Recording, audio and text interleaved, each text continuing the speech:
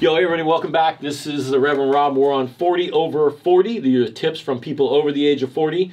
You can tell by the color of his hair, he's over the age of 40. And go. So actually we're here with Michael Rosen. I dyed it specifically. No. Yeah, well you look very pretty, very well done, very nice job. We're here with Michael Rosen, Grammy winning producer. I'm privileged to call him my friend. And we're here at his studio called East Bay Recorders. We'll put that down here somewhere, right down here, the fictitious streaming of that little webcast thing right there. Miguel will do that. I mean Pigeon, he calls himself Pigeon. We don't know why. But I latched on to Pigeon for the 40 over 40 only. Oh, only 40 over 40. So he's not his real name now. He's Pigeon. Okay. Anyway, so Michael, thank you for taking the time. My pleasure. So maybe I'll start with just give us a little bit of background. I think you share a town of birth with some interesting people. I do. I'm originally from the East Coast and from a place called Massapequa. And most people go Massapequa, New York, and it just so happens that it's the same hometown as Jerry Seinfeld. Not bad. Not bad. The Baldwin brothers. Don't know who that is. Alec Baldwin. Oh, okay. I don't know. Stephen Baldwin. Okay, I know the Baldwin brothers. Your boys. I know. And the Stray Cats are from Massapequa. Now that doesn't suck. No, that doesn't suck. Brian Setzer can play guitar. And I'm from Massapequa. That probably suck. the last of that batch, but you know, whatever. I'll take it. So you moved from Massapequa to California. Moved from Massapequa to Dallas. I lived in Dallas, Texas for about 3 years, and then Dallas to Los Angeles for about a year, and then Los Angeles to Berkeley when I went to school. And you came up here to study electronics. So I met a guy in Los Angeles who worked at Capitol, and I didn't know what I wanted to do, and all I cared about was Aerosmith and weed. And this guy came into the 7-Eleven where I worked, and I was like every night at the same time, and I said like, "What do you do? Like you look terrible, dude." He's like, "You come in here every night at like 1:30, and he got the same thing, orange juice and Newports, and he said, "I work at Capitol," and I was like, "Capitol, what's that?" And he goes, "It's a recording studio," and I was like, "Really?" And he goes, "You want to come and check it out?" And I said, "Absolutely." So we went. He took me to the studio, and I walked in, and Booker T and the MGs were there, and as soon as the door opened, it was like the skies parted, and I went, "That's what I'm going to do." I was playing a little guitar, not much. You know, I wasn't very good. I didn't have the 8 hours a day in me to practice, but I knew I wanted to do something in music. And as soon as I walked in there, I went, "That's it." So he kind of, at that time, it was a little bit different to get into the music business. Like you had to know stuff. So I went. He kind of gave me a path. So I came up here and I went to electronics school at HEHE Engineering College, and I got an associate science in electronics. Then I transferred from HEHE to San Francisco State, and I got a bachelor's in broadcast because they were the only people at that time that had any kind of recording program. So I got a job, or I worked at, went to State, and then I also found, he also said, find a band that you like, find somebody and work with them. So I found this punk rock band and this guy that I thought was super charismatic called The Hostages. And I started doing everything. I was their manager, their sound guy, their roadie, all of that. And so that's how I started. That's how I ended up here. And that was in 1977, and I've never left. And then you went, actually, and it was ironic, we ended up with a bunch of mutual friends. Even though I knew you from the music industry, there was Gary Clayton and all these other guys that like... So Gary Clayton worked with me at San Francisco State. When I went to San Francisco State, the most invaluable part of that was I got a job at the student union on campus there, and the guy who I worked for was a super rad guy, was really into making sure that we put on the best concerts and did everything. We booked Greg Kihn, I booked Gil Scott-Heron for a show. So at that time, Gary Clayton worked with me. There was another couple of guys who worked at Russian Hill Recording, Sam Leamer, who's a big film mixer now, a guy named Jeff Clement, who was also worked at Russian Hill. He worked at Lucas for a while. So that core group of people kind of really did a lot of stuff in the music business. Was Scott there with Scott Matthews? Was he there also, or was it you met him later? I met Scott when I started at the Automat. So he wasn't. I didn't know him through State, but that particular group, because of this guy, and I can't remember the guy's last name. His first name was Craig, but he was a super cool guy, and like he was always into buying the latest equipment. So it was pretty rad. Cool. So then you went on from there, like, so, you know, just for the purpose of this, so then you went on and you ended up over at Fantasy Records at one point. Started at the Automat. Started at the Automat. Yeah, but then you, like, at one point ended up at Fantasy, and actually some of the bands are, I mean... So I started in the Automat, which was Narda Michael Walden. And he was, at that time, Narda was the guy. He was like the Dr. Luke of back then, I suppose. We did Aretha Franklin, Whitney Houston, Patti LaBelle, Tracy Austin. Like, he was the guy. So... So that was 82 to 84, and they went out of business in 84, and then I moved from the Automat to Fantasy. And when I started at Fantasy, that's when I started doing all the rock stuff we did. Journey, Night Ranger, Satriani, Eddie Money, Starship. A little more of the modern stuff. Green Day recorded their first record there. So when I started there, it was more of the rock stuff, and then all of a sudden kind of the metal thing came in, and I started doing metal. I did all the local metal guys, Testament, Death Angel, Mordred, Violence. Every metal band that kind of came out of here kind of came through there, and I did those guys. And then that kind of morphed into punk rock. I did Green Day, or not Green Day, Rancid, Less Than Jake, AFI, and all that stuff. And Green Day came through Fantasy as well. They did Dookie there, right? We did Out Come the Wolves, and then they did Dookie, and yeah, good stuff.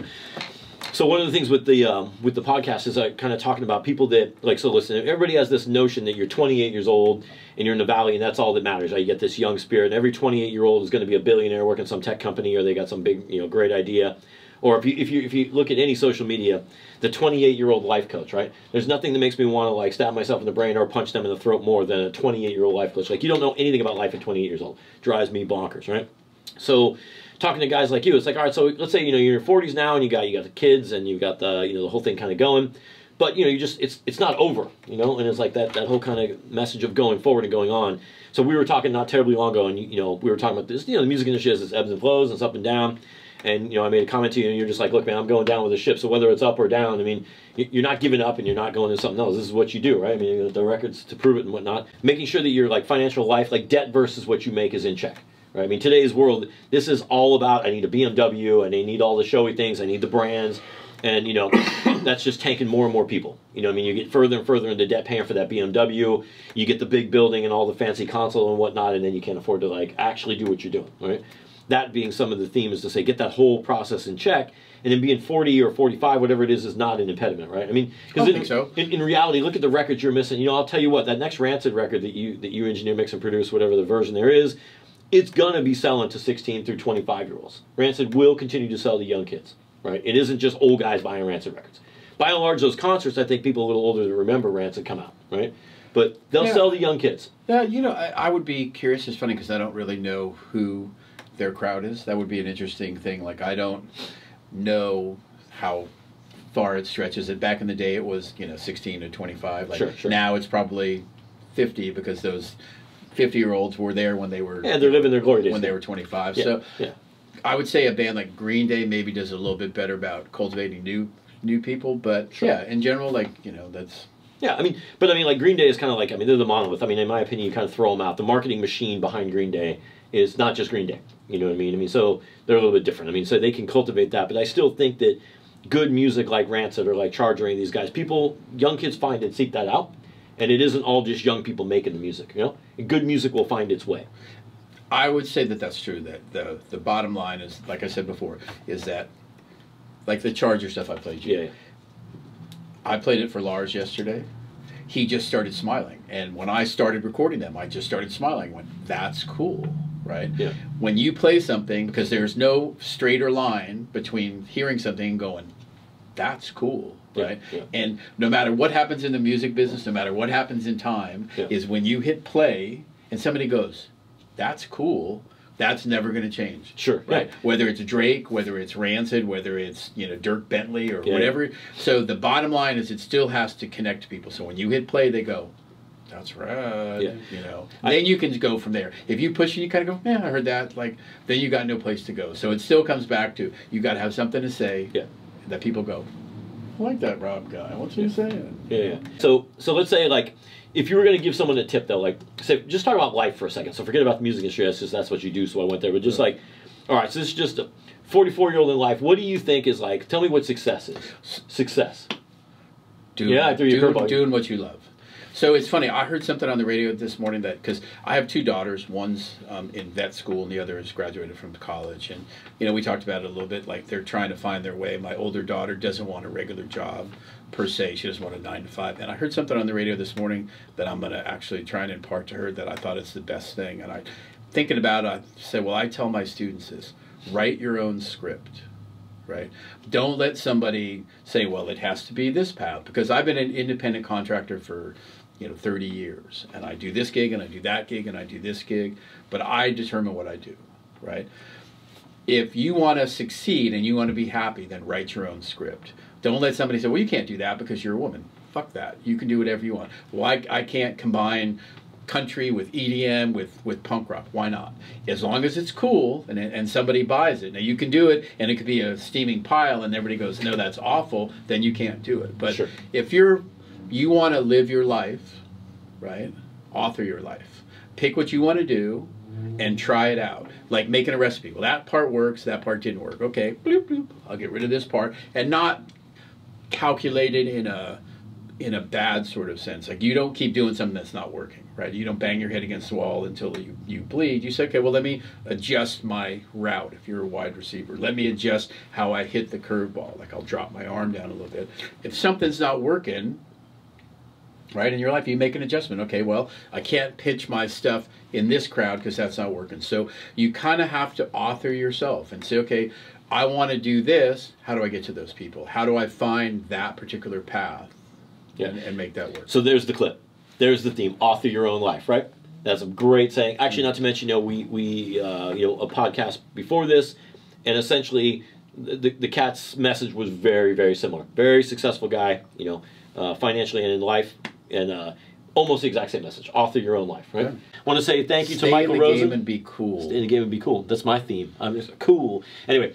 Here with Michael Rosen at East Bay Recorder Studios. I want to say thank you for everything you've done for me over the years and all the music you put out. Actually put out a huge portion of all the music you all heard, whether you know it or not.